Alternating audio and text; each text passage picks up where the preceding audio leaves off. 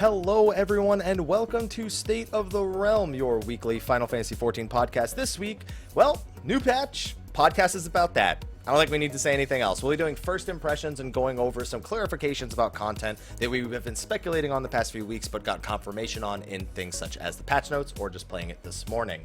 But anyway, I am one of your hosts, Michael, Mr. Happy Poperomo. Of course, joining me, Slyh, aka Slythefox, aka Slyh, aka Greyfox, aka you, my boy Blue. How you doing? Janin. Yeah, long fucking day. Long day is definitely one word for it. And you know what?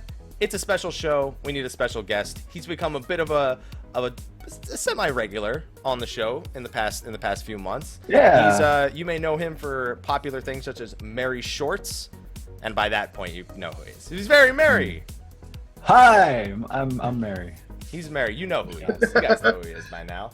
You don't need any explanation. You don't even need an intro. I could just switch and be like, yeah, Merri's here. And they would be like, Merri is here. That's very... That guy with the hair. That guy with the hair. I mean, one of us that doesn't qualify to them for the most part. So I guess that like narrows it down. That's not an insult. What are you making a face for? He shaves his head. It's grown in since last week.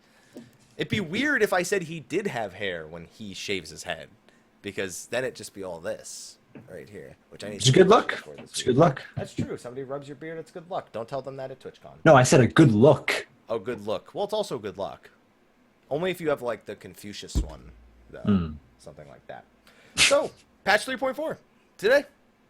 Yeah. Servers came online at 3 a.m. Primal broke, and then everything else was fine after that. But what else is new in a patch release? So that reminds me. So, Slyh, you're on Primal, so you can log in for what, an hour and a half?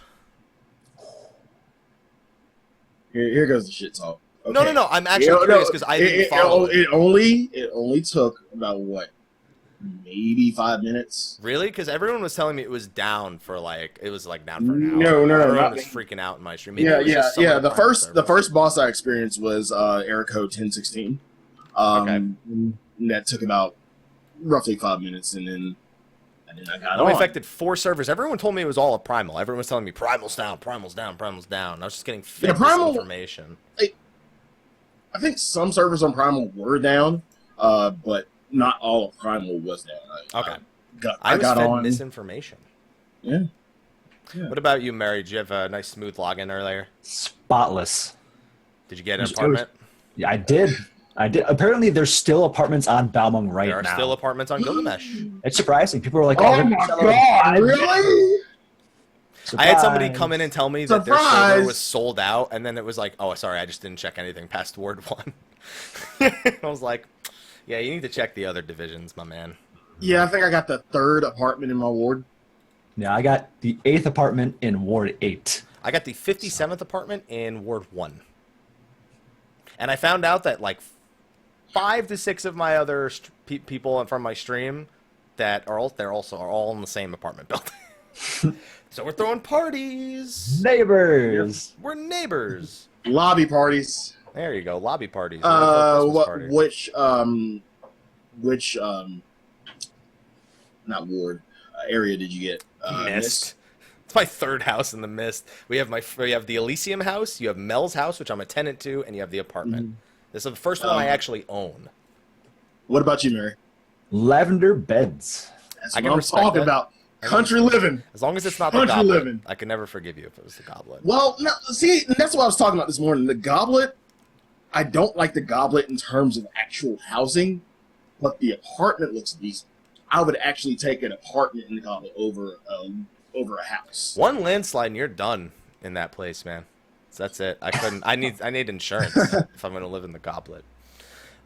So we're just spitballing here, guys. Where I literally didn't even bother writing up notes, because if we were going to follow anything, it would have been the patch notes. So we're going to go through what we did today, what we haven't done, and what we've heard. I think that's fair. So let's give everybody sort of a precursor to what we as individuals completed today. I will go last. So Merri, you're our guest. Okay, so I started off by doing the Grand Company stuff. I got that all running and going, got my 18-hour mission going. I did Alexander normal, Sophia normal, and then the main scenario. and that's about it. What about you, Sly? A little bit of main scenario. Well, first apartment. A little bit of main scenario. Kind of interceded it with Sophie normal. Then got back to main scenario. And then Raid Finder, Sophie EX for a little bit for one lockout. And then did all of Alex normal. I did all of Alex normal out the gate.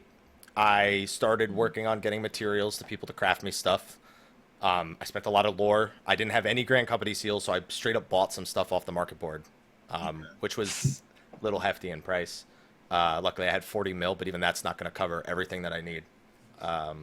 Realistically, I don't need anything, but I want it because it's new and it makes it so I don't have to do Alexander normal. It's shiny. After normal, we did Sophia normal. We did Sophia Extreme. We farmed that 10 times. We even saw Mount, which I lost by a roll of 1. Rolled a 92. Oh, I'm so excited. And Scholar rolls a 93. Go fuck yourself, by the way. That Scholar, by the way, they got not only the 10 totems from beating it 10 times, they got the Mount, they got their Astro weapon, they got their Scholar weapon, and then they got to spend the 10 totems. And we started kicking him out of the instance before he could roll on things after that, because he almost took like the bow and I think one other item as well. So we're like, you're done. That's it. Get out. We hate you. Go away. And now he's sleeping, and he's from Australia, so I'll send Ethis to assassinate him later. There you go. We have an Australian in our raid. It was funny because I was like, why does he keep getting hit by that Oh. Yeah, he needs to... There you go. Yeah, that's understandable. 250, 245, I think, is latency on average. That's not so bad. So beat Sophia Extreme, which I can't wait to talk about with you guys. We did about 2 hours of A9 Savage right before this, and we're at like the last 10-ish% pretty much, with a few mistakes that are making it not killable before we even get to that phase. But it's basically about a minute before Enrage or something like that. I did Gubal, I didn't do Zelfatol, I unlocked Wondrous Tales, and that's right, I forgot to throw in. Yep. I did both, Yeah. Gubal and Zelfatol. And I can't wait to talk about Gubal because I think it impressed me far more than I thought it was going to originally. Well, I'll go ahead and get your answer for this right now. Which do you prefer out of the two? I didn't do Zelfatol, so I can't tell you which I prefer. That's not fair. Merri, excuse me. I haven't done Gubal, so... Well, okay, we get to talk about each of them. You can tell me about Zelfatol because I didn't get to that, and then we could tell you about Gubal. And what about you, Slyh? Did you get to do both? You did, right? Yes. So Slyh can be the tiebreaker, in a sense. There we go. Or the only fair one. So Slyh, because you've done them both, which one did you prefer? Zelfatol. I've heard great. So here's the thing: everyone was telling me how much better Gubal was than they thought it would be, but nobody was telling me how good Zelfatol was. That's the thing. I might be the lone here, but I thought I was unimpressed by Great Ball. It had books. It actually has books to read. The Boy and the Dragon Gay is the first book you run into there. No, it's not. It's the Second book. fourth one. No, it's the Fourth. That's like right. That's before the first boss. It's right after the Magi book. Okay, that's just that's the first book I saw. Yeah, because you didn't read the other ones. No, we didn't stop to read any of them. Yeah.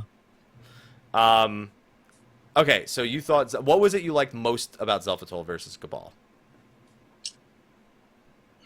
I hate to say that Gubal kind of felt stale. It kind of felt. Oh well, the last boss of Gubal is probably the highlight of everything. Oh yeah, absolutely. With Zelfatol, it was just great design, and then once you get to a certain point of Zelfatol, you can actually you feel the scale. And there's never really been a dungeon that I've actually, it felt like it's a dungeon, but it felt immense in that last part of Zelfatol, and then all the bosses. Well, the first boss was just really just a tank. With the unique. By the way, guys, the bosses I don't consider spoilers. If you want to name the bosses, we've seen them in the trailers. Like, it's nothing. There's nothing spoilerific about that. Yeah. If you want to refer to individuals. Yeah. First boss was pretty much tank spec with a unique knock up your hand. Saw that. Yeah. When while we were doing it, oh, okay, Yep. all right, yeah, Same yeah.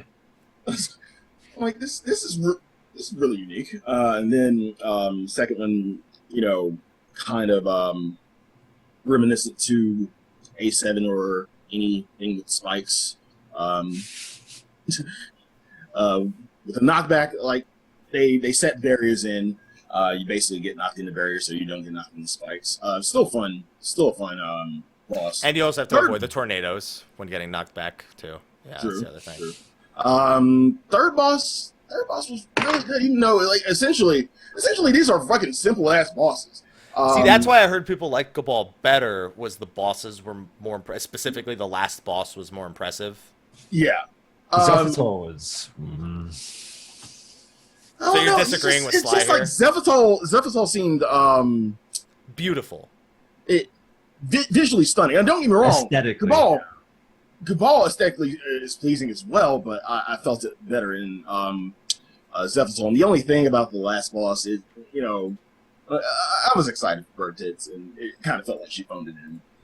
Like she was mainly just a second piece. She wasn't even involved in any major way in that fight. Yeah. He was there, and I was like, I got. Don't get me wrong, I got caught by the tits. Well, like, hey, tits. Oh, that's it. Okay, all right. Yeah. That was pretty much it. So it The seems fight like itself you was- don't agree with him about Zelphatol being. Well, you didn't do Gubal, but it sounds like you're not going to have enjoyed Zelphatol more than Gubal, just based on your impressions that you said right there. Probably. Like, I will echo Slyh in that Zelphatol was beautiful. Like, it aesthetically very pleasing. It looked great. The scale was awesome. It was really cool to see like all the Ixali stuff. But the bosses just kind of felt a little like they were missing something, like one mechanic maybe. Okay. Especially That's the last cool. boss. So for the reason, so I really enjoyed Gubal. Gubal was very quickly one of my favorite dungeons. It actually, for me, it's very akin to Sorkai in terms of my enjoyment of the dungeon. It's not consistent all the way through in its impressiveness, but the parts that are impressive impressed me more. First of all, the dungeon itself, it has books this time. There is lore to read in there, which is something I hated that the original. I echo at this sentiment. I thought it was stupid that there were no books to read for lore purposes in the Cabal library. So that's an improvement, and I think that's deliberate based on the feedback. There was a lot of feedback regarding that. How long are they? They're short stories. Yeah, think of them like essentially- like Tamtara hard mode, the pages kind of deal. Okay. So first of all, the beginning of the dungeon is incredibly straightforward. It is the exact same entrance as the original Cabal. That's the part that's not impressive. And honestly, the trash is, it literally feels like I'm in the same dungeon that I was in. It doesn't feel different in any way. That's the unimpressive part. However, it makes for a very streamlined experience for the beginning because you already know the area, you know what the pulls will probably be like. So there's a degree of comfort, which I enjoy because when it's a brand new dungeon, there's always concern over how the duty finder will receive it. And I think that's a way to ease people who remember it from the main story into the dungeon. That being said, as a veteran, that made it less impressive for me, but I think it's better for the overall arc of the dungeon. And it gradually gets more impressive. I think that's what I liked most, is it didn't like start stale and then it didn't start stale, get impressive, and then get stale. It wasn't impressive at the beginning, get stale at the end. It gradually improves as you go through and you see some different parts, a few different enemy mechanics that you see in there. And then finally, bosses 2 and 3 were just fun. They were more fun without being frustrating, was, I think, the biggest aspect. Living Flame is A3. Like, it is a mini A3 fight with a couple of things that are different thrown in, but it is basically A3. That's cool. Yeah. And it's A3 light. It's done in a reasonable amount of enjoyment without being overly frustrating. And then you have the final boss, which is one of my favorite dungeon bosses. For me, Sorkai's final boss, Hraesvelgr, was one of my favorite dungeon bosses in terms of how much movement there was. The arena wasn't very basic. The arena's basic, but the fight itself is it has a decent amount of mechanics that require everyone to move around and kind of do their own jobs, which is good. I feel like it taught maybe party awareness or personal awareness a little bit more than a lot of other dungeon bosses have promoted as a fight. Oh, that's funny. Yeah, tell me why I couldn't see past Behemoth's fat ass. I couldn't see the comment. A lot of people, yeah. So that was the big thing. The thing is, I saw a Behemoth, and as a veteran player, I immediately knew there were going to be like LOS. Oh, I knew they were going to be. So I was literally, I ignored the boss and I looked there. for them. Like that's the thing. I was like, fuck the boss. I know there's gonna be meteors. Let me make sure I see them. And even the people who actually survived it were like, I only saw this at the last possible second. Still got there in time. Right. So, but in terms of the rest of the mechanics the owl does, it's one of the more engaging fights, especially if you're not over geared for it, because you'll see a few more mechanics if you aren't. And that's another thing with these dungeons. And I wanted to ask, well, both of you, since you haven't done both of them, did it feel it felt like we weren't able to kind of smell the roses because we kind of took everything out really quickly. It felt like we were extremely overgeared for this. I feel like that they echoed the gear requirement not being as high this patch, and even having done A9 and having heard the stories of A10 Savage, which has been cleared by, it's in the double digits now for first day clears. That the bosses, while they are more mechanically present, it's definitely not as overbearing on Savage as it was in Midas. I don't know how 11 is going, and 12 is probably going to be a goddamn disaster. But it's enough interesting mechanics without just being like boggling you down with way too much going on at the same time. So I definitely think that it doesn't feel like it was when Sephiroth came out. Things felt harder on the Sephiroth patch than this patch. So I think feeling overgeared is a fair assessment. I agree. What about you, Merri? What about you, Merri? Yeah. I have noticed one thing. I don't know any other tanks out there who are with me. Pre-patch, I felt like I could hold aggro in Deliverance throughout an entire dungeon just fine. And now I kind of feel like I'm struggling. And I don't know why, because not a whole lot has changed. You know, where did you notice that struggle? In Zelfatol, actually.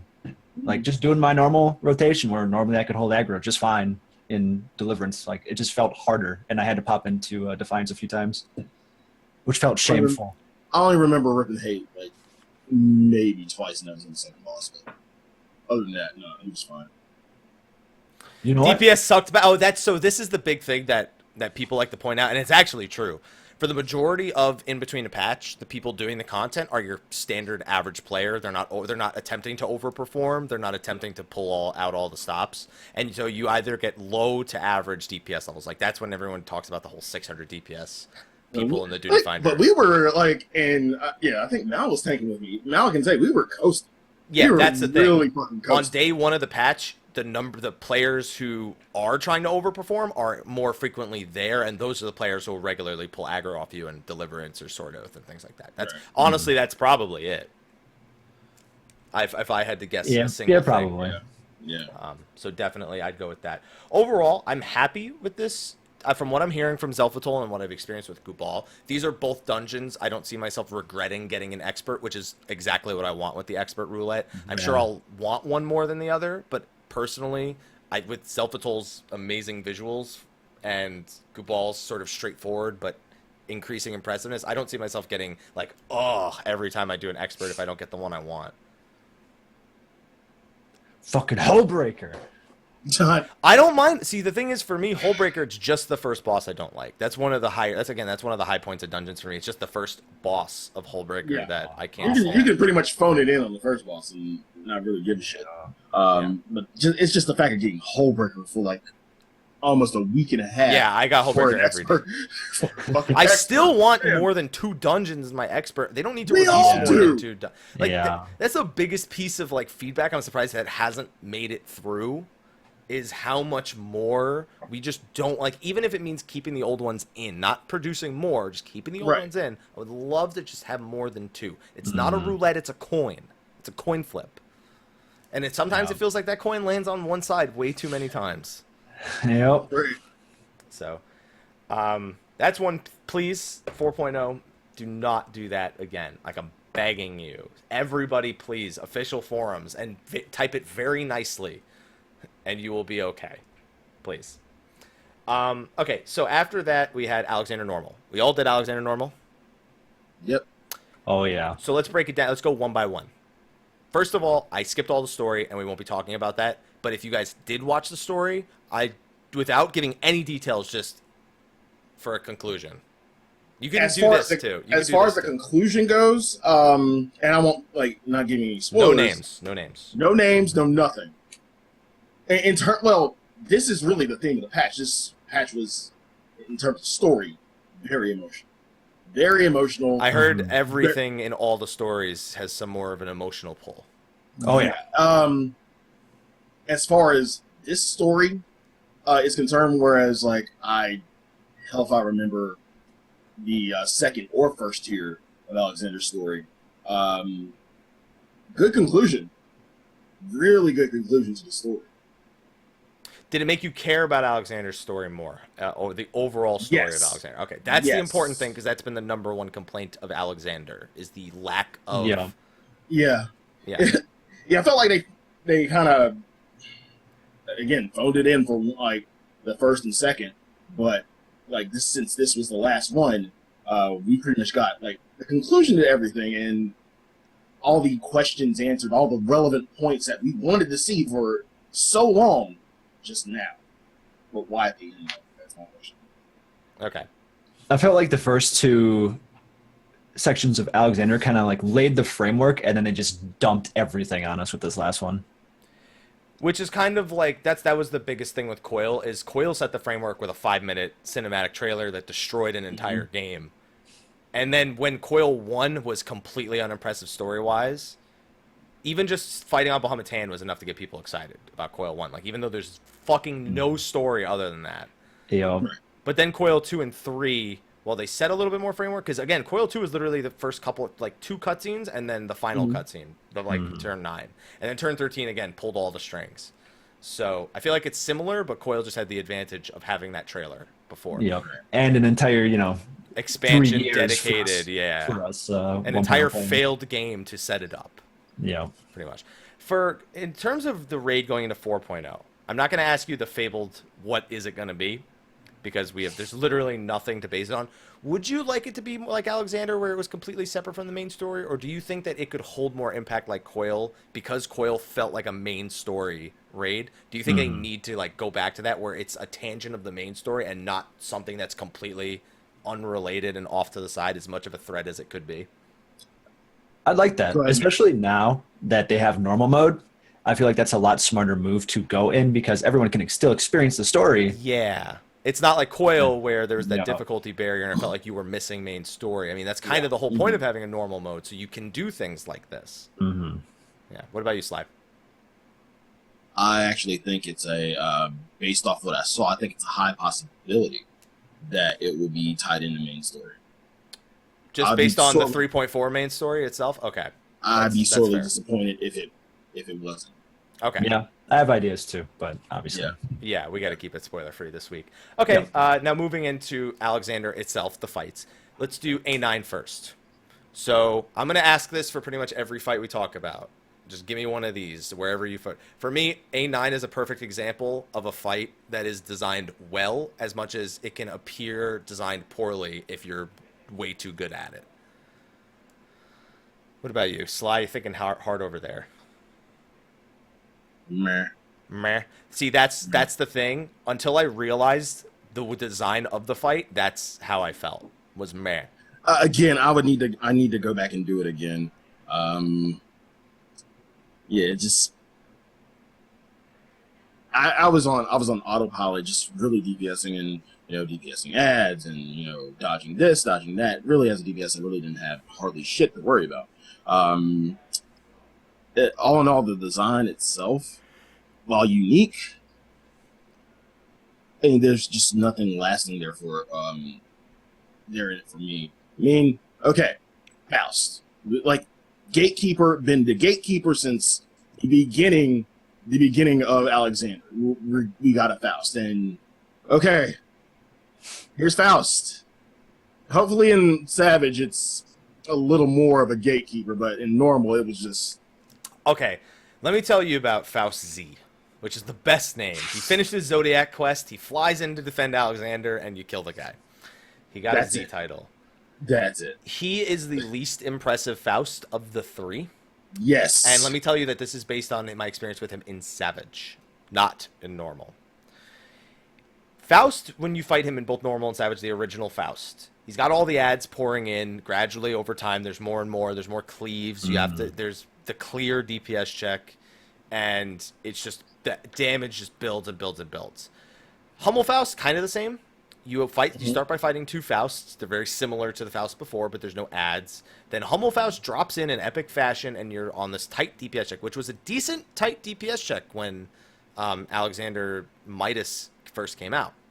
Even some people fight it on Normal, but Savage was where it came into real play. Faust Z is literally 2 tanks stand next to each other, and then he occasionally AoEs.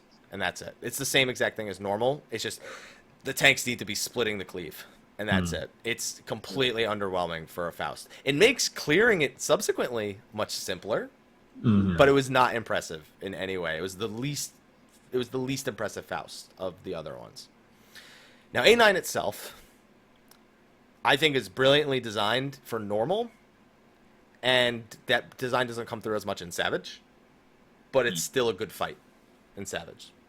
So, Merri, I don't know if you want to touch on the mechanics. I don't know how many of the mechanics you saw.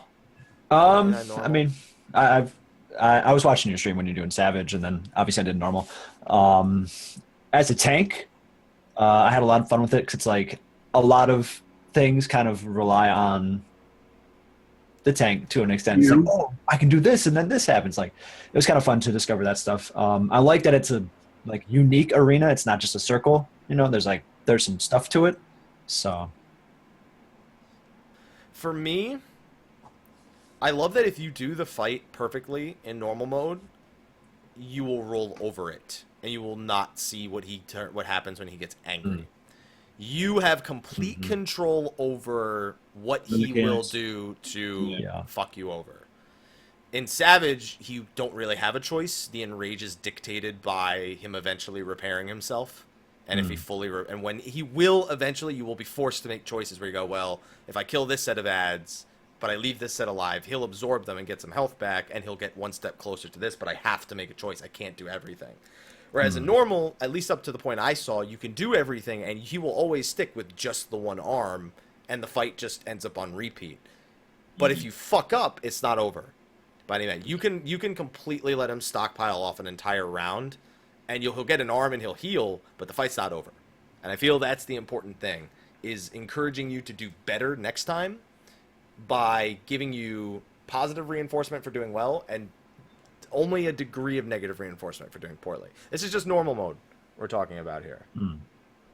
So I think that was well designed. On top of that, the fight itself in the arena is unique and interesting compared to the other Alexander fights. I think that's important. 10 was disappointing for me, and it was incredibly confusing, but we cleared it in one pull. I know what happened, but my brain doesn't want to process it right now because it was really weird. Yeah, I had the same thing. Like, it took me a little bit to kind of understand, like, what the hell is happening? What does this all mean? And then you kind of piece it together, like, oh, okay, this is this, and this is this. But it just kind of seemed weird. Like, there was no real cadence to it. It just kind of was just, like, happening, Yeah. Sly, how did you feel about 10? Confused. It took a few pulls for us to really get it. Same with you. It didn't feel like a put together fight. It just felt like so here's the thing with 10. My team didn't know that there were buttons on the arena causing the mechanics to happen. So people were just standing on the button and just lasers fucking every 5 seconds. Lasers, fucking things dropping down, and then the boss doing a fucking I was just like, stop, and then my mic wasn't working, so I was like, guys, listen. I started typing it, stop standing on the buttons. I could make sense of it now, but when I first went in, I was just like, what the fuck is even happening right now? Still cleared it in one pull, but for the love of God, it was a nightmare. Yeah. Also, why are they even bothering with trash anymore? The trash of A9 Normal is literally like, okay, I'm going to walk up this. Oh, there's 5 mobs. Okay, and Faust. Yeah. Why even bother? Just fucking stop. It's time to stop. And one other thing, the way we actually enter the actual fight. Are you talking about A9 or 10? Both. Both, okay. Oh, the fucking thing you have to go down. Yeah, like they make it an actual thing you have to click into to go down. Let me tell you about that thing you need to click. I don't know, in normal mode, you have the shortcut and it's work the same, but in Savage, I notice it more. The shortcut for A9 and A10 are both before that tube. So you have to click that tube every time you want to return to the arena. Yeah. They don't spawn you in the arena itself with the shortcut, which is annoying. It's a minor inconvenience, but every time you wipe on Savage, it becomes a major inconvenience very quickly. Right. So I don't know about A10 Savage. A10 Savage might be different because of the fact there's no Faust beforehand. It might just spawn you in the arena. I don't know, but it's still just ugh. Can't do it. So A10 clusterfuck. You guys don't even know what happened by the end of it, do you? I mean, I kind of figured out at the end what was going on, but Yeah. Then 11 happens. So first of all, why did you make Ark and not call him Ark when you clearly made Ark?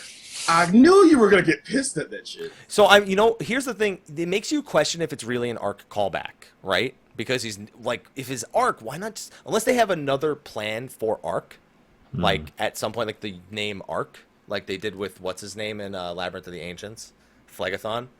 But his name is what, like Cruz something? Something. Yeah, I can't even remember. Yeah, it's Cruz something. Yeah. It's like Ark, 3 letters. What is this? Maybe some numbers in there too to mix it up. Cruiser or Crazy Cruiser or Cruddy Cruiser or something. It's 2 C's. That's all I remember. Okay. Cruise Chaser. Why is he chasing cruises? He really wants to go on vacation. Yeah. He wants to go on vacation. He can go to the Void Ark. There you go, for his vacation. So this fight took it up a notch. Went forward and back a few times, for sure. And took one step forward. Yeah, but then 1 step back, real quick. There you go. Question. Why are there QTEs? QTEs, I knew. So I want to talk about the QTEs. So I want to. That shit tripped me the first time it fucking I know. happened. I heard. My chat told me. So I'm like, wait, what the fuck? I have to do things? So phase one is nothing out of the ordinary. It's great music. You have to you very quickly figure out if you've done other fights how the LOS works, and we see a marker that is the get the fuck away from me marker. Like it's literally this person needs to be like get away from this person. It is a tank buster. Do not be near them. Interesting. Yeah, I fucked things up the first time with that. Yeah, I did too. Don't worry. Then you get to the transformation to phase 2. And he turns into the ship and you jump on his back. And it begins a QuickTime event. And I don't understand why they bothered to make this a QuickTime event. So you jump on his back. By the way, when your team doesn't know how to click on the thing and you are on the thing and you watch them get decimated from Ark's back, that's fantastic. Yeah, that is pretty good. That was amazing. I would love that to happen more often, to get a fucking popcorn and 3D glasses view to everybody getting shit on below you. That was amazing. Get fucked. Yeah. Basically, I want someone to make a GIF of that like process. There's like one dude who's like down at the bottom and the other 7 are up top. And as soon as the laser fires, it says get fucked on the screen. I want that like by the end of the show because that's amazing. The problem is it immediately then warns you you're about to need to do a QuickTime event and you will need to press a button. It explains what a QuickTime event is in about the span of 3 seconds. And then you have 3.5 seconds to press any button to launch yourself off. Like, I did it by accident. I was just like, hey, why can't I use any... Oh, I'm off. Yeah. And then I was like, why did they do this? I don't... Yeah. It felt like they meant to do more. I feel like Savage might have like some actual like, you know, press left, press W, press S. That's what I thought. I thought it was the actual. Yeah. I thought it was the actual like thumbstick or just moving. No, it's a button. I'm like, wait, the fuck do I have to do? That quick time event was quick, all right. It was barely an event, though. Yeah. Yeah. Hey, get it? It's a quick time event. Time, Alexander. I get it. That's why they did it. Wow. We've solved the mystery. Wowee. It's something that I wouldn't mind appearing in raids and dungeons. I don't like quick time event, whatever. You know what? It's something that skews so common in games nowadays that no one's unfamiliar with it. It's a little out of place, but I feel like it could be used more interestingly in the future, and I think this was kind of like a testing ground for it. I mean, they even do it in Final Fantasy XI now with like fishing. You have to like Now cast and like. Oh now my Happy, God. you're still on A9 and Savage, right? Yeah, we're literally like we probably could have Okay. killed it if I didn't have the show. Like I'd be dead right now. So you're So- fucking asshole. What do you think of the possibility that this in Savage could be more than one button? I wish I could ask the Elysium team that beat 10 Savage for World First. I can't, but it's got to be more than one fucking button press, or it's got to happen more than one. I'm thinking it's kind of like in Savage, it's going to be like, old Final Fantasy not limit breaks, but like an overdrive or something where you have to do a sequence. Everybody has to do a Steering sequence. around. Mm-hmm. Yeah. Yeah. Oh man. So I hope there's more. The final phase of Arc is then quite interesting. It's a lot. So first of all, here's how you know this is Arc. So you know the ads that spawn, the lapis lazulis? Mhm. Do you know why they are lapis lazulis? Nope. In Final Fantasy IX, Arc Summon was powered up by having more lapis lazulis in your inventory. There you go. It is a direct reference to how Arc is invincible while they're on the field. So it's a direct reference to that. I mean, that's just what it is. Did you know you can skip that phase? No. Really? If you bring Arc to 44% before he turns into a ship, he will skip the lapis lazuli phase altogether when he lands Yeah, again. close. Maybe got- So that will be the norm, kind of, for Yeah. people going back eventually with more gear and shit. Yeah, so that's just a little tip for any of you guys. If you want to push DPS really hard there, that will skip the lapis lazuli. Not that it's important for clearing the fight, because it's not hard, but meh. And then there's lasers everywhere, which I always loved about Ultima hard mode. I've been dying for another lasers everywhere fight. And then it's just a lot of shit back to back. Like, this person stacks over there while this AoE goes off, while these Forward and AoEs back. are all hitting the floor. You go forward, you go back, and it's all over the place. Yeah. Yeah. Yeah. So, overall, yay, nay for Arc. I was very much a yay for Yeah. Arc. Felt like something Yeah. that deserved to... It felt like something that your average player would feel like they earned a good kill. At the very Yeah. least, especially in the Duty Finder. Yeah, definitely. So, then you have A12. Wow. Okay. Yeah. So first of all, Alexander Prime fucking hoverboarding through the arena looks hilarious. I'm glad he can move, but he looks Don't- fucking stupid. But you haven't even seen his final form yet. Yeah. Oh man, he's just like, Yeah. and then his hands move a little bit, but he just drags his ass. He's like a dog on the carpet. He's kind got of little thing. wheels underneath. Yeah. Moving around. That's what you don't see. And so he's got a few basic mechanics. You know, you dodge an AoE. One of them was kind of weird to figure out, but you saw it after the first time. That's the one where it's the triangle, and you need to stand Yeah. on the Yeah. points of it. Yeah. The first phase really simple. It moves into the second phase. Ad phase isn't too difficult.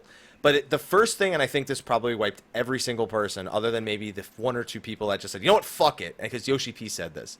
You're forced to LB3. This is not optional. You are absolutely forced to tank LB3 to survive a mechanic. Because a lot of people thought it was just the DPS check and that's it. Yep. Nope. Nope. You have to LB3. No. We made the DPS check. You just didn't LB3. It's weird because it goes against something that Yoshi P said back when the game first launched. And he said the LB will never be mandatory. But since turn 13, it's never felt like Yep. that's true.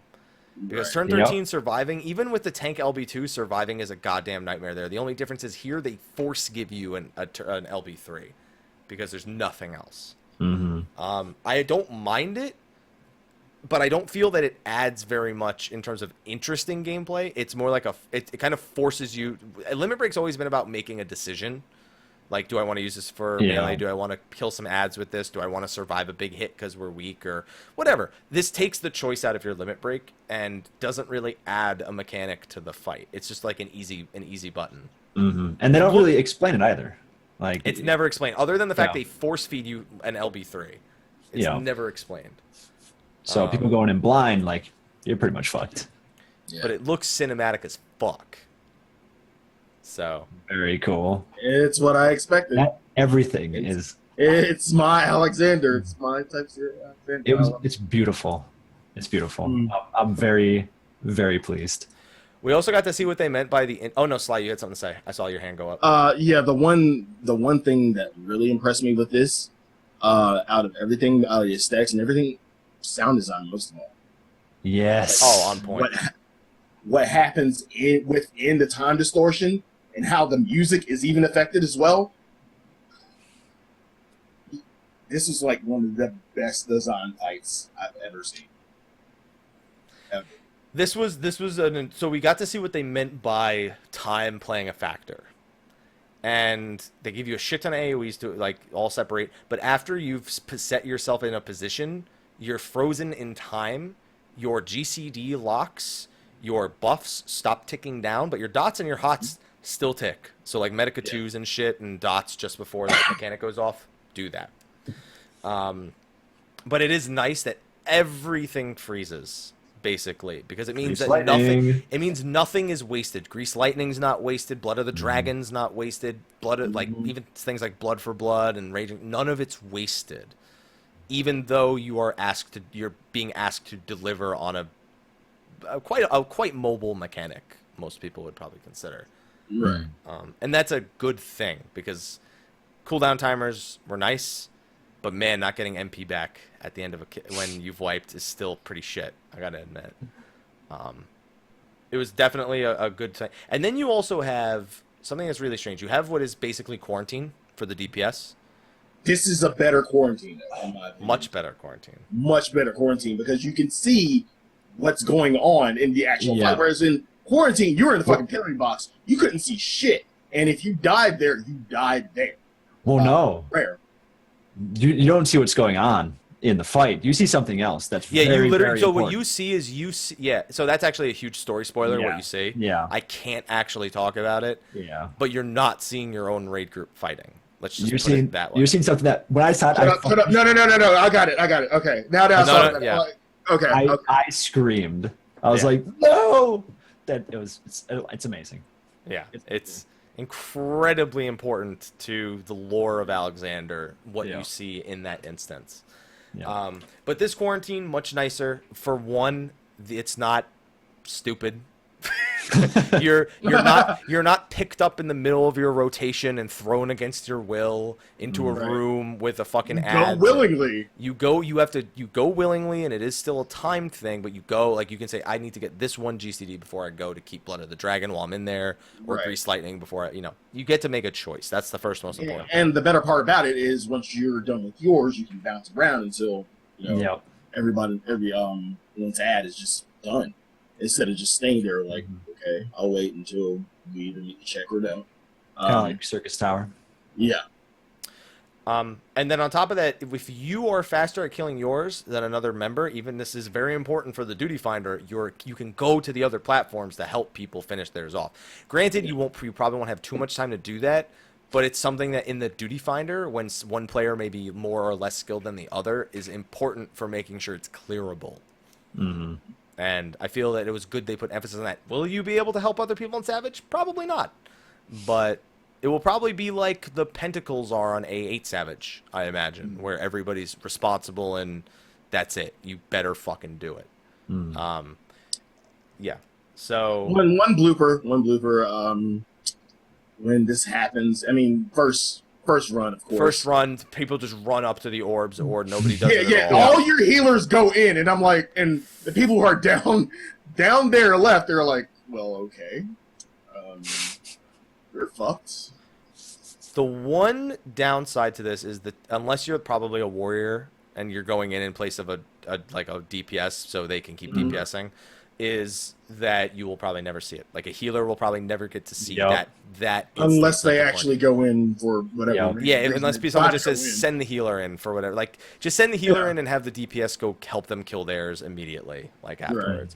But that's something you have to deliberately do so that the healer can see the event. And that you don't occurs need in heals there. for it. You don't need heals for any of No. those ads. Yeah. No.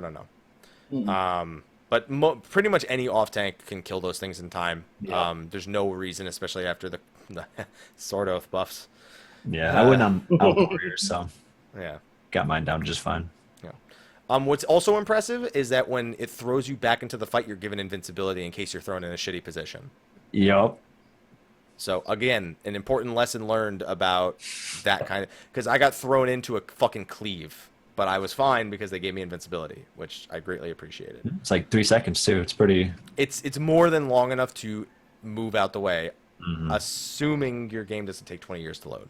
So, sorry, PS3. Yeah, sorry.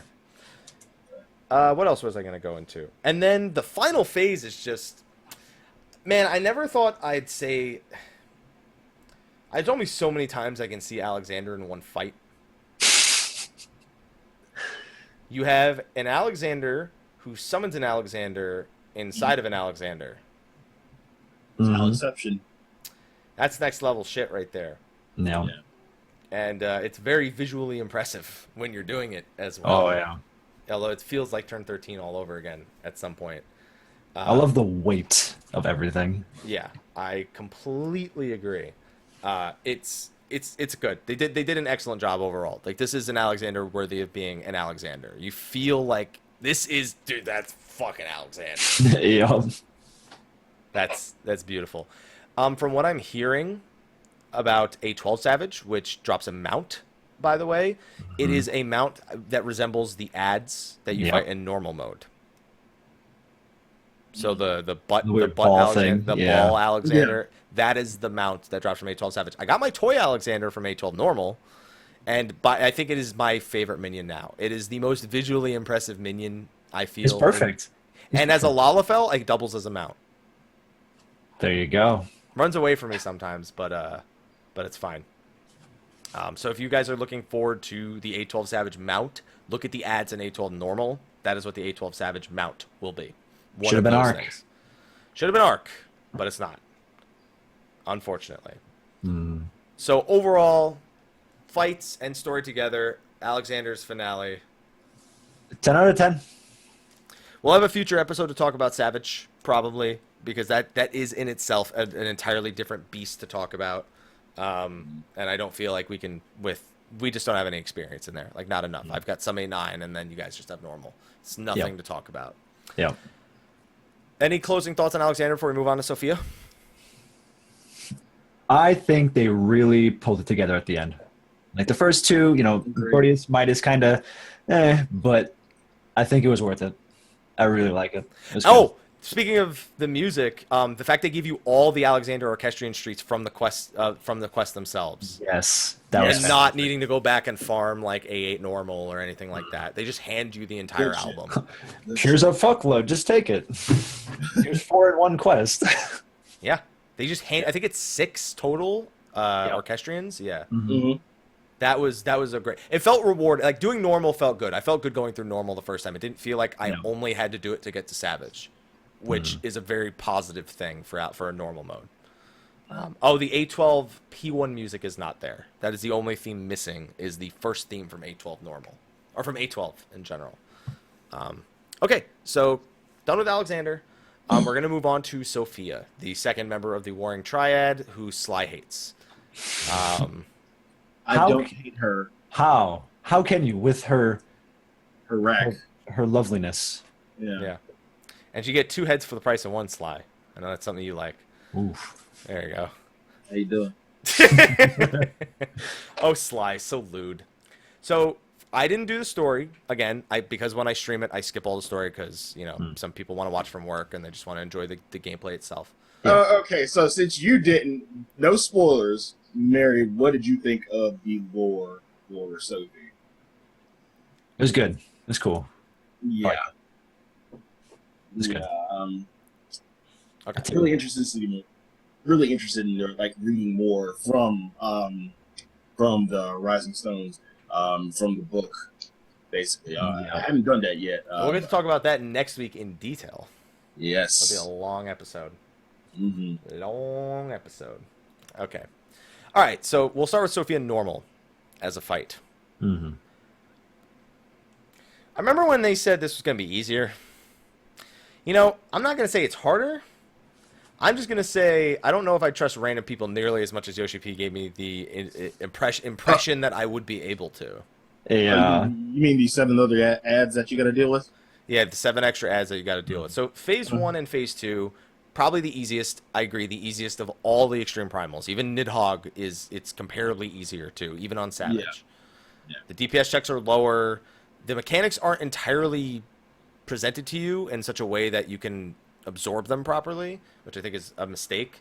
But they're not. That first phase you can get through. The first 2 phases pretty easily. As soon as you get to the scale, things get kind of weird. For one, Are you talking normal or yes? I'm talking normal and normal and extreme. The first time you see the scale is identical. Actually, that's not true. On normal, the sides don't break till after the first tipping of the scales. On Savage, they're gone the whole time. You don't have rails at all. So in normal mode, first of all, you don't know which side you're supposed to go to, and it just tilts you left and right. And you had basically the only way to know which way you're going to get tilted in extreme is to remember which way you went in normal. Because it's the same direction, there's no walls. So you just have to know it's going to go boop, boop, in the right directions. Mm-hmm. Then you get into the last phase. So the whole arena turns into a scale, which we kind of suspected from the trailer. Right. The means through which these scales are tipped is not the greatest for people with lack of awareness. And I can totally see why they allow you to res people after they've fallen off. Would you guys like to explain to everybody how the tipping of these scales work? Tethers. You count the tethers. Tethers.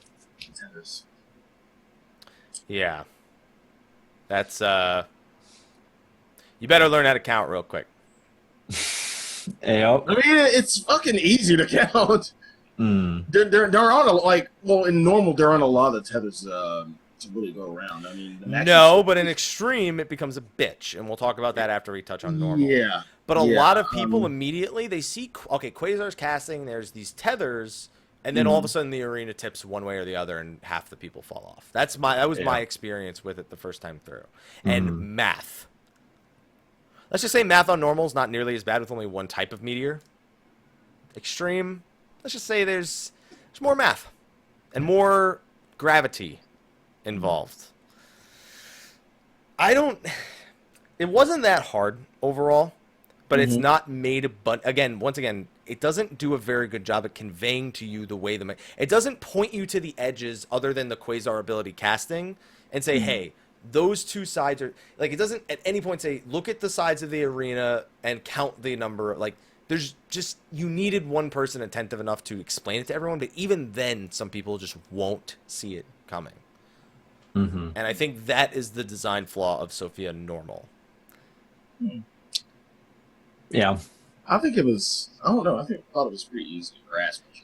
Don't get me wrong. It's not that hard, especially because if you do have someone who doesn't get it, as long as it's not both your healers, you can just res them over and over again, and you should be fine. Now, one thing you kind of glossed over, which I really did like about this fight, and it, like, this is what I like about fights, the aha moments, like the shades of Sophia in the first. Oh, the shades? You want to talk about her shades? Okay. Yeah. Shut up. Okay, we'll talk about how they actually. If you really like, it took me maybe one run to notice it, and I had to really pay attention. Like, oh, they mimic her, so you have to watch the ones that are tethered. They're going to mimic what she does, or what she just did, and I thought that was a pretty unique mechanic, pretty fun. It was definitely an aha moment to have. It's a hot moment talking about her shades. Got it. Okay. Just want to put that on the table. Just put it on the table. That's it. Done. Okay. It's kind of heavy. It's kind of heavy. It's a little heavy. It's fine. Well, that's what, you deal with day in, day out. Mm-hmm. Overall, though, Sophia normal. It goes. You pass it pretty quick. You might have a wipe or two. But as long as it's not, like, the majority of your raid group who can't math or pay attention to quasars, then you're usually fine. Extreme. Man, let me tell you about Sophia Extreme. Now I can only speak up to balance, the white and blue. That's the only thing I can speak on to. I got nothing. Serenade me. So the first phase is mostly the same. You still have Thunder 2, but there's no AoE marker. Thunder 3 is still there. Arrow 3 is still there. They all do the same things, or harder, or hit way harder, or knock you back farther, whatever. Nothing that big. The first thing you'll notice is a giant head that knocks you back, and you just need to stand in front of it. That's it. You stand in front of it, it knocks you back, and if you get knocked off, fuck you. Wait.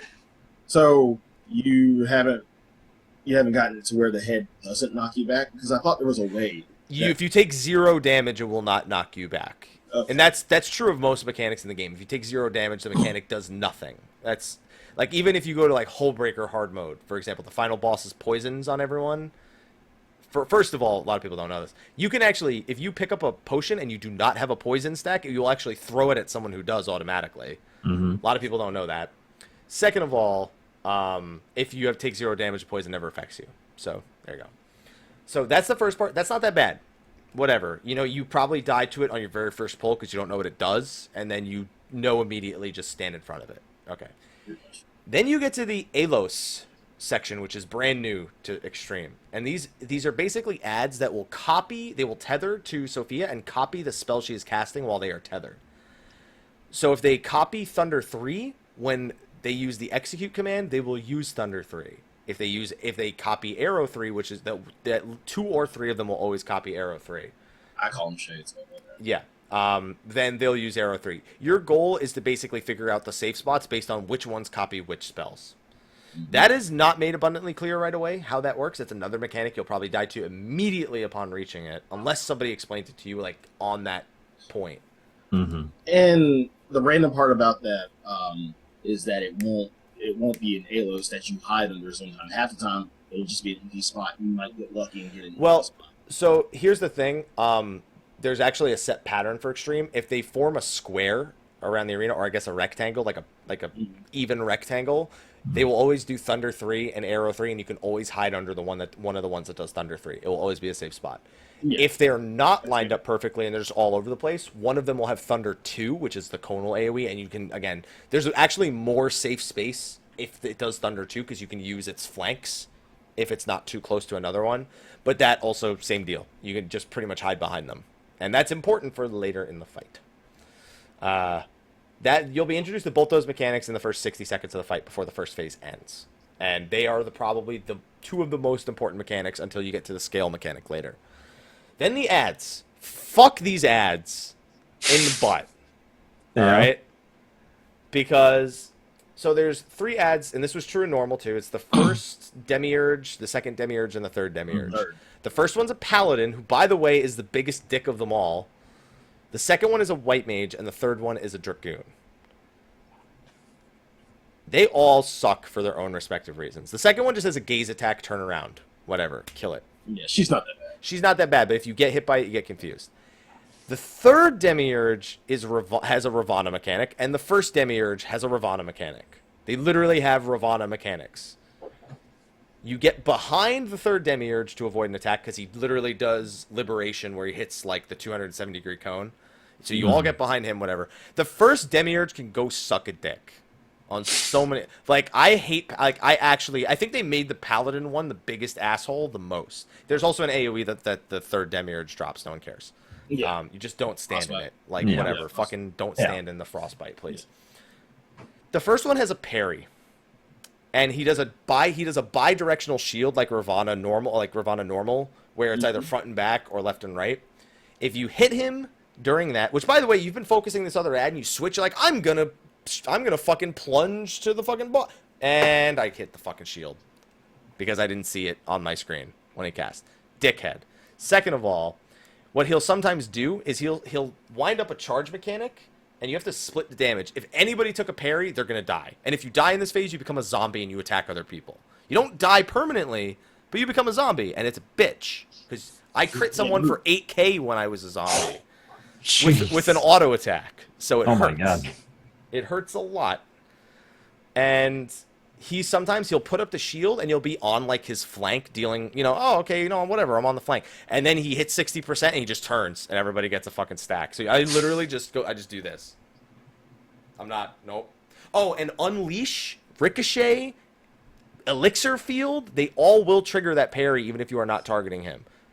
Oof. So if you are next to him and you use those skills and his parry is up and you are on the wrong side, you will hit it, you will be knocked back. And it knocks back, so it can knock you off the arena too. Fun. Yeah. Super fun.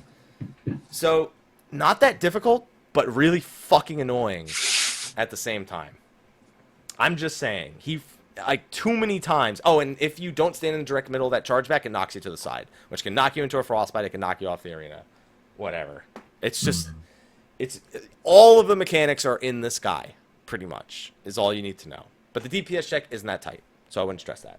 Then it's the scales, and it goes to the final phase. Sly, how much of the final phase did you see?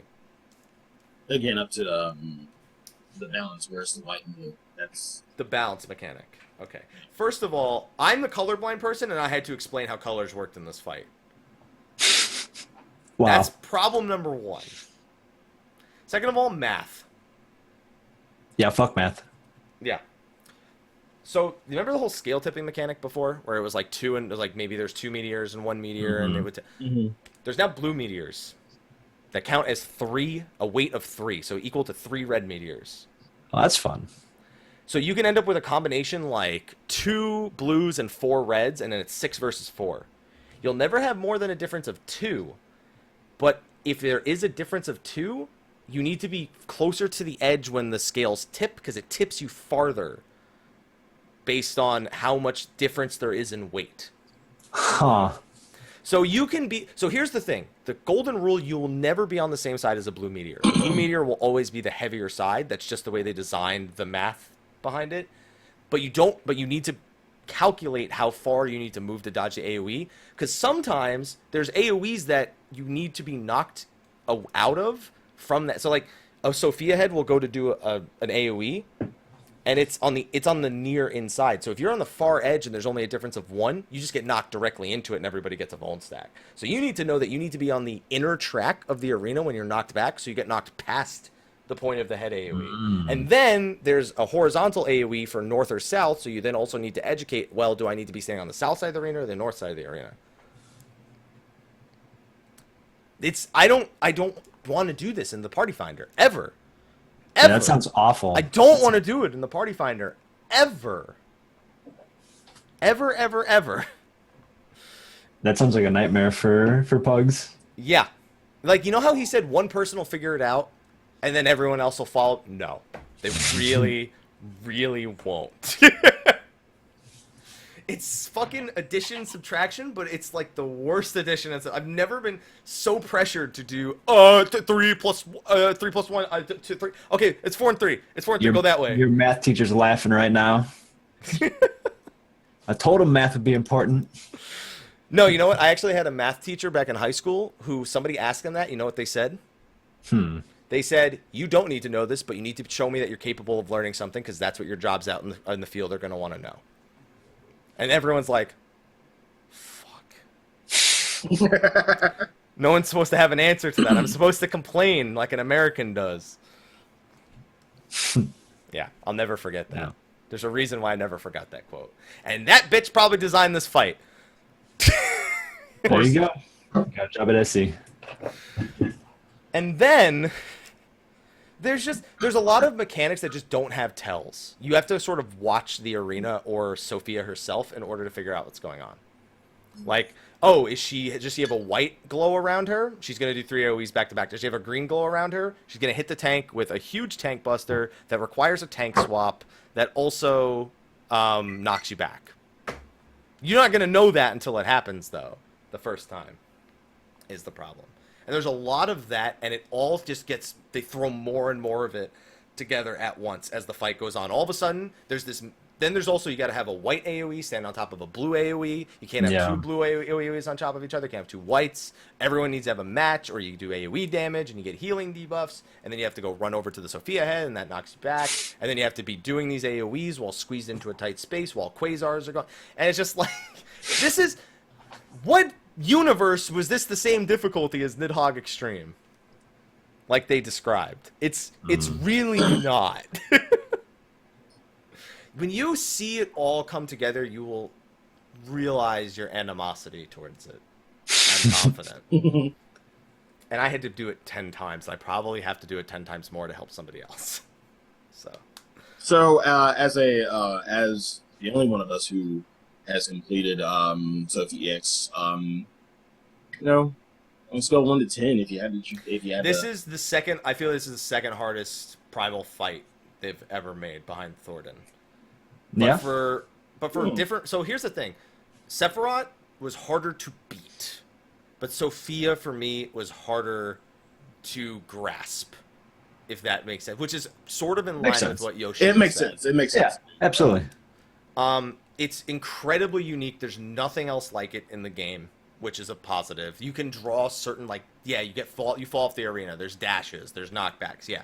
Fantastic. Mm-hmm. The way it all comes together, it feels like a fight I've never done in Final Fantasy XIV before. That's the important thing. Sephiroth was harder to beat because if somebody fell off, you couldn't be revived. That person was gone for the entirety of the fight. And the rest of the mechanics fucked you. And on top of that, the rest of the mechanics, if you didn't have a perfect 8, began to fuck you in the ass. Yeah. That is what made Sephiroth harder than this fight in execution. Sophia, you're not fucked if somebody dies immediately, but by no means is it more enjoyable. In fact, the fight anti-fucks you if people die. So that matching You just mechanic, won't have DPS though. So you know that matching mechanic where you need one white, one blue? If 7 people are alive, one person won't have the debuff, so you won't have an uneven number of debuffs, for example.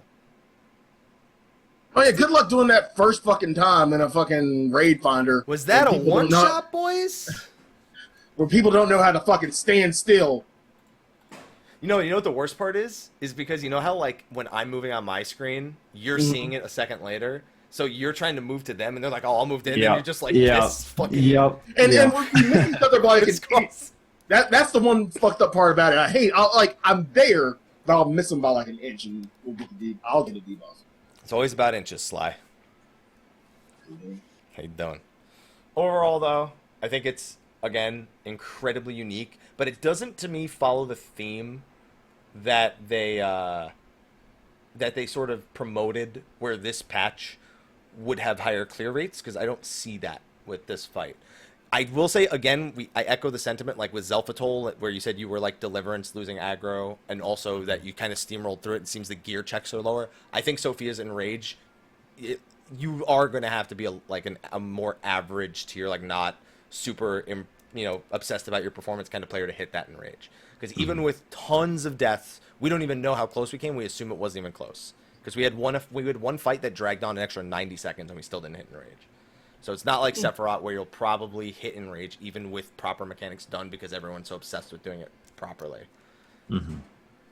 Now, I wanted to ask you, what reason do you think they had for, taking this route to making the fights relatively easier, I guess more accessible in terms of players? I think this is more accessible because the thing is, a player will learn a lot. I feel like a player who wants to learn will learn more in this fight.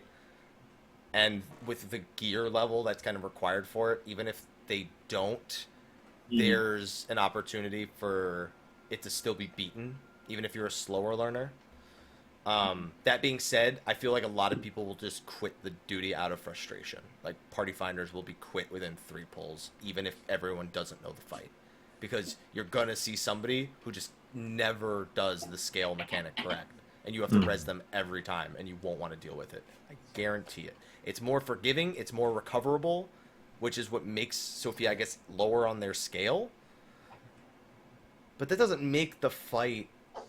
I'm glad you picked up on that one. Yeah. That was I tried to make that one more subtle. Yeah. I'm glad that you picked up on that.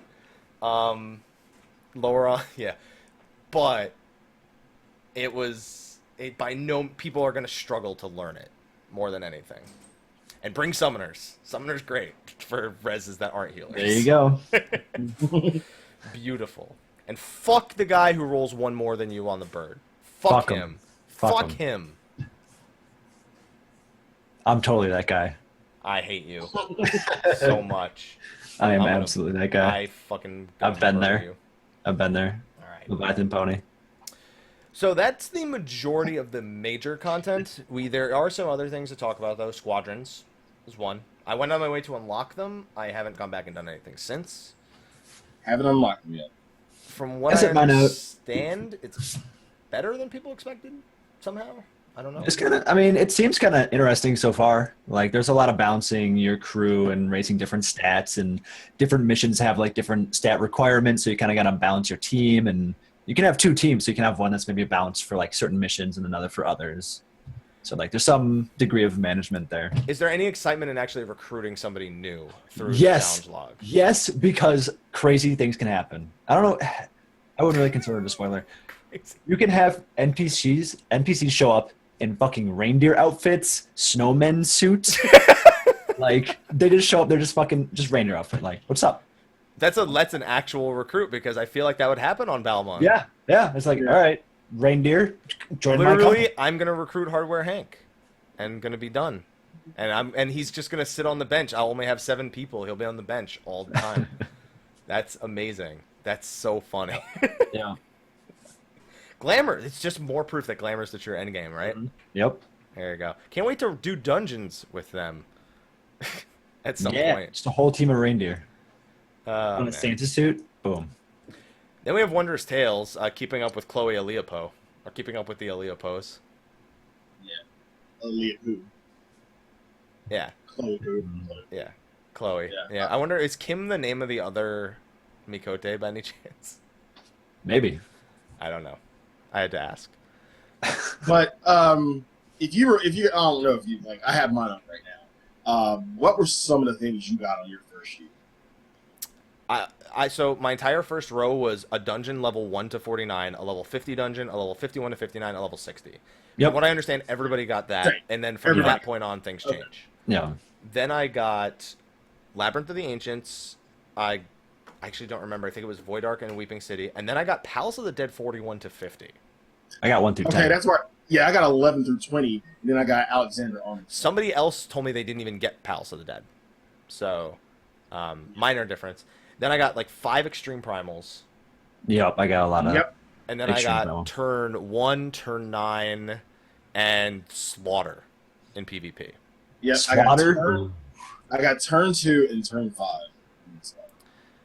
So there's minor differences, but the most important thing, something that I kind of glossed over in the patch notes, but a lot of people made sure to point out, you get second chance points from any instance with a first-time player. So I picked it up before Alexander.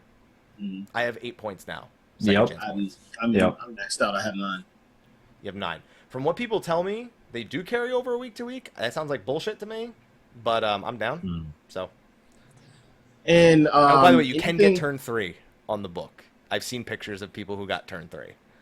Lucky bastards. Nice. Now, in terms of your individual rewards, have you probably seen them? Everyone's has been the same this week. It seems like everyone got the exact same rewards. So it was 500 poetics and like Allegan pieces. Then it was 2 demi materia, or I'm sorry, a Maki matter and 1 demi matter. And then one of the. And then it was 200 scripture and 100,000 MGP, and then it was a maiming and offending body for me. Yep. So it's the same. Okay. Yep. I'm actually more intrigued with Wondrous Tales now that second chance points are not forced to be from the instances that you do.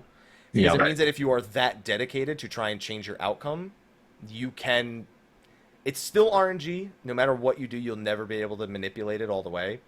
But there's a degree of if I'm so dedicated, I'm just gonna keep looking for new player bonuses to fucking re-roll these second chance points. Yeah, and you might luck out. And you might. I actually want the tier 2 one the most, kind of. Even though I really want the 5 slot materia to sell. I really want the 200 scripture, so I don't have to do the roulette as much. So. Yeah. But honestly, by the time I'm done, I might even have all the lore, so it's kind of weird. The MGP is nice too. It's like 100k MGP. It's 100,000. Yeah, it's exactly 100,000. Yeah. It turned out a little better than I anticipated. It's still not much because I don't think people are gonna do slaughter. Yeah. No one's gonna pick that one at the end. Yep. Unless all of them are slaughter. It's pretty fucking funny. Oh, man. But it's something that I could see myself saying, hey, does anyone want to knock out Wondrous Tales? I'm going to do a level 1 to 49 dungeon. Does anyone want to I've already seen PFs on Behemoth 4. And that's the important thing. Hey, does anyone want to go do a level 1 to 49 dungeon? Do you want to level an alt? Are you a new player? I would love it. Do you want to do EXs? Do you want to do Extreme Primals for Wondrous Tales? Yep. Nobody's saying do you want to do Slaughter for Wondrous Tales, but that's Yeah. The thing is, I don't think people will touch Labyrinth of the Ancient. I don't think anyone will touch the 24-mans from A Realm Reborn unless they also need it for their relic still. I don't think people will touch the PvP ones unless it's the most recent PvP mode. Or Feast or something. Feast, Feast or what's the other one? Shatter. Yeah, I feel like that's the only way that's gonna happen. But the other ones, like the entire first row and all the extreme primals and coil, I feel people will go out of their way to actually get done every week. Yeah. Which is good because it promotes people to do old content, promotes people to run shit with other people. And honestly, as a broadcaster, it's a nice sort of way to divert your attention towards other content that isn't just the most recent content. Because I know Merri does this a lot. He ran people through coil like the weekend before. That's something that let me ask you this: if he didn't say Alice was going to have that cutscene, would you have thought to do that other than maybe doing glamour runs, like just as its own thing, as opposed to running people through coil to get them the experience, to like do it for old time's sake? I mean, we did it occasionally. Like we'd have coil nights, like, hey, let's just go do coil, because I like doing a variety of content. But this actually, when I saw it, I was like, this is great. I'm gonna have a night on stream. I'm gonna be like, all right, guys, let's do Wondrous Tales. Yeah, and just take people and just do stuff. Level another job. Even you could, if you don't have all 50s yet, you could take it in, or even if you don't have all 60s yet, you could just take jobs that you wouldn't otherwise play, and as long as you don't need the end, like the tombstones from the very end, then you're good. So, I feel, and you could run them unsynced if you really want to. By the way, you can run Wondrous Tales unsynced and get credit for it. So now, going back to doing old content, not to spoil anything. In main story and Merri, this will be mainly for you because Happy, you really just kind of skipped through main story. You said you didn't do it yet, have you? I haven't watched any cutscenes.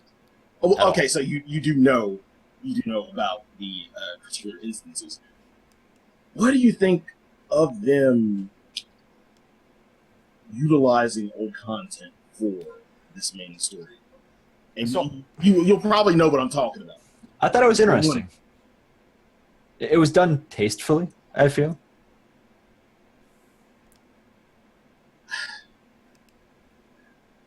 The minute I saw it, I thought something was wrong.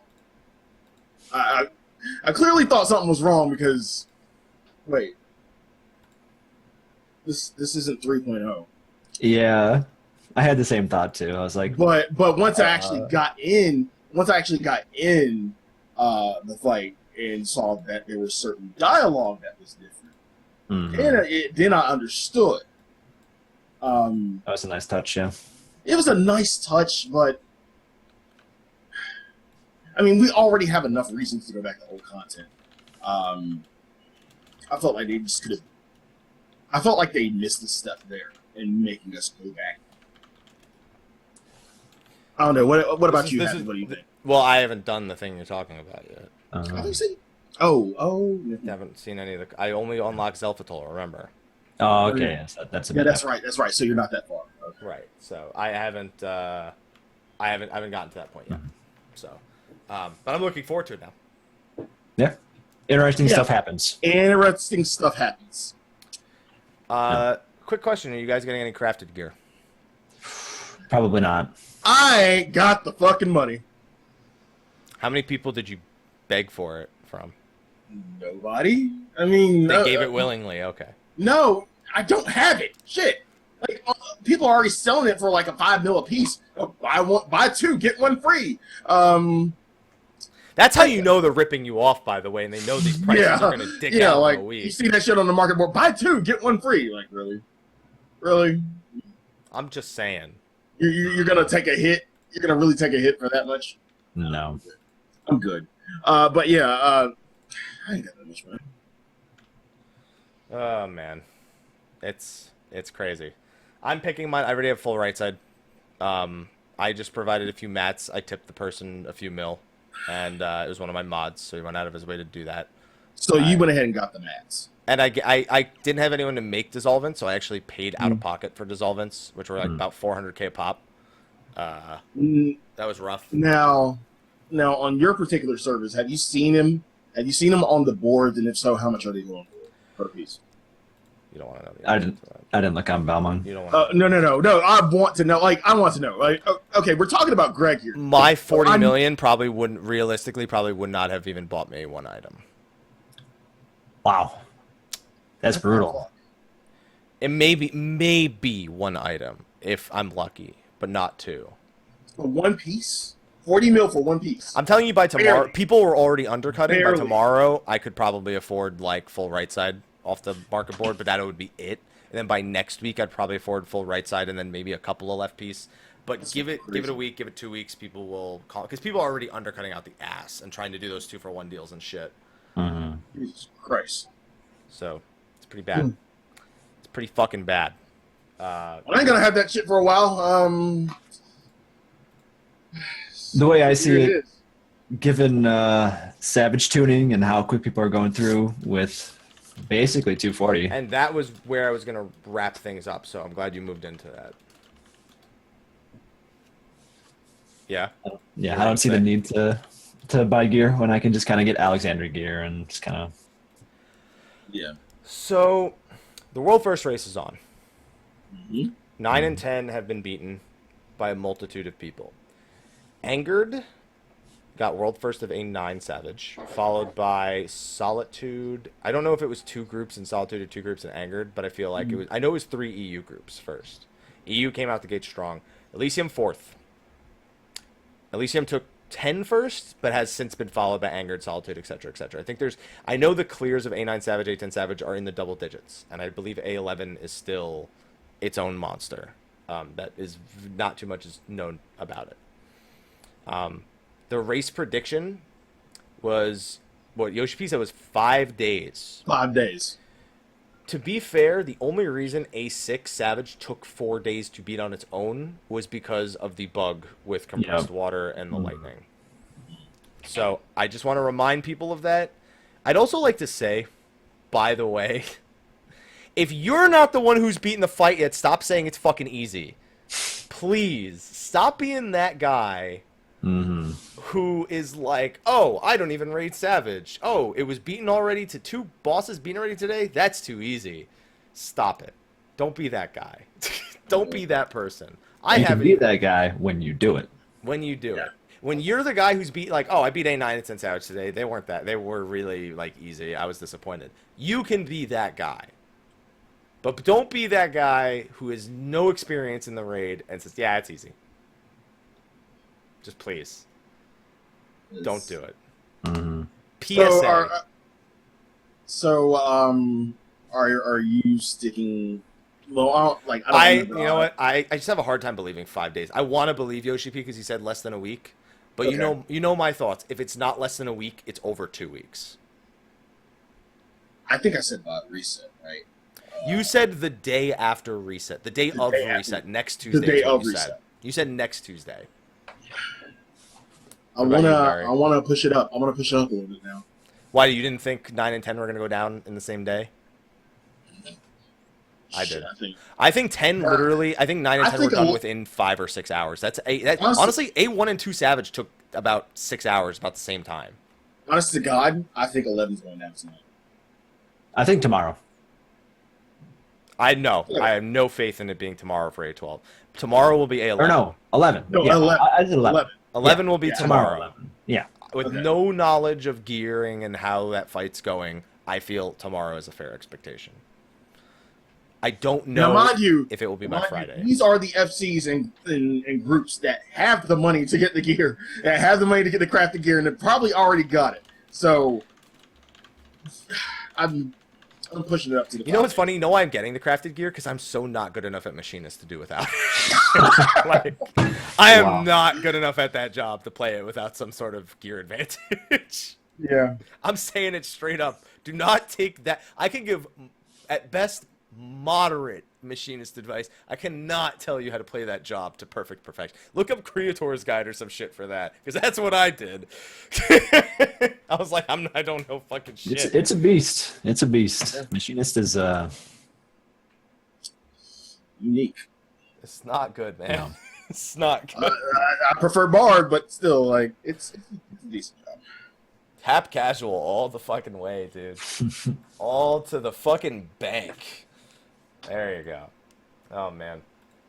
So, overall, I think this is good for 3.4. I think the one thing that it did need, that it doesn't have, is it needed Palace of the Dead on this patch. I feel like not having Palace of the Dead here is a big problem. I think I'm looking forward to it 5 weeks from now, but there's not having both the Anima and Palace of the Dead and putting that in the 0.5 patch. I get that it's kind of to tide you over till the next major patch, but I feel like I would actually I'd like having an activity like that to do now.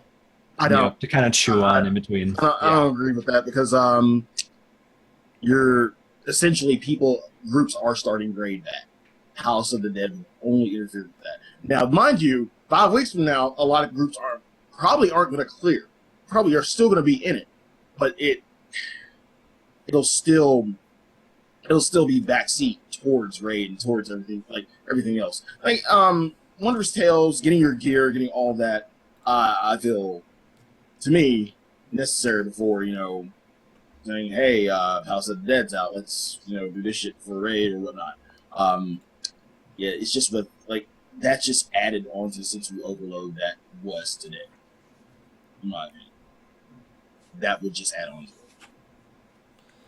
it. I feel like I would like something to chew on between Savage and Sophia and whatnot.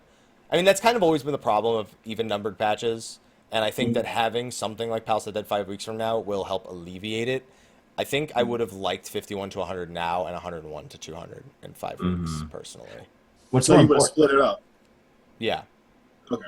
The important thing is like you have casual players who might not be doing Savage and Sophia Extreme. They don't really have much once they finish up, The Wondrous Tales is kind of what's for them, in a sense, to get them to kind of go and explore older content. And that's not saying a bad thing, but I kind of get your side of it, which, I mean, Wondrous Tales is nice, but, I mean, that's pretty much a weekly thing that can probably be done within the span of 2 days. Right. So, yeah, I get what you're saying, but in the grander scheme of things, I think it would have. I'm not going to say it's going to necessarily get completely lost in translation, but it really would have took a backseat in terms of everything else, in terms of doing main story and Sophie and doing Alex and then doing Savage if you're doing Savage. It really would have took a backseat if it came out today. Well, I feel like it's okay if it took a backseat specifically today, because tomorrow it would have been the first thing I went to do. That's how I feel. I can agree with you there. Like if it was out, yeah. But overall, 3.4. The quality of the fights is higher. The quality of the story across the board is higher. It's still just that even numbered problem of offering too much to one flavor and not enough to all flavors. And now there's one thing I will say about the story. And it's one issue I had with the last patch is that it kind of felt like it concluded things, even though we got some stuff on the horizon. He said it was going to complete some things. He said it was going to feel a lot like a conclusion, even though it's not the end. Yeah, I was like after the last cutscene, I was just waiting on credits. That's what I thought was going to happen. There is one of those warnings, by the way, guys, to sit your ass down and watch everything. Yeah. So keep that in mind. I thought it was going to conclude today, from what it seemed like, but it didn't. I don't know. I just like that trope, like 2 patches in a row. then we probably will get the actual conclusion in the next patch. Like, just end it. Just throw us in 4.0, please. Please, just go ahead. Just give me the credits so I know the next thing I'm getting comes like 6 to 8 months from now. Just let me know, please. That's fair. And at this point, but within the end of the week, we're going to already be seeing people like, oh, I can't wait to see the next live letter and you know what. And don't forget, the thing is we have to remember we are 2 weeks out from FanFest. That is the single most important thing to remember. The expansion announcement is on the horizon. And you cannot... Super exciting. You cannot underestimate how much that fuels a community when it comes to even just playing the game as is. I'm curious to see how it actually sort of affects people, how it makes people sort of look at what they're doing now in anticipation for later. I don't think it'll change that much, to be honest. But I want it to change as much as possible. I'm excited. Hopefully you guys are excited. And all three of us will be there. That's the other exciting thing. Yeah. The first time we've all been in the same place ever. Although Sly and I have been in the same place before, but now we gotta squeeze Merri in. He's got to fit between us right over there. And sorry if I'm typing. And so is Ethis. That's right. Yeah. So Ethis will be there too. My brother. yeah, your brother. For some fucking reason. And here are some things we didn't touch upon. Dueling, didn't fucking touch it. Spectator mode, didn't touch it. Nope. Eggy Glamour, not till 3.5 now. Aquariums, haven't bought one. You haven't bought an Expensive. aquarium yet. Expensive. I don't fish, so whatever.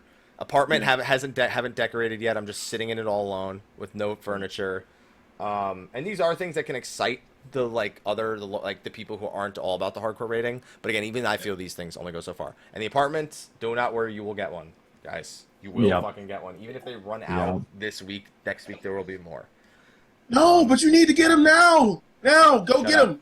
Get him now. Now. You get on. Get in the game. I'm get sorry, it but now. the whole Eggy Glamour thing, I'm never gonna believe that's coming out because it was 3.4 and then it was 3.45 and now it's 3.5. So it's just 4.0.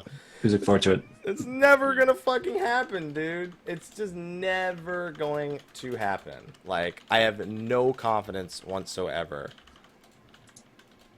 I don't know. We'll see what happens. We'll see. I just have no confidence whatsoever.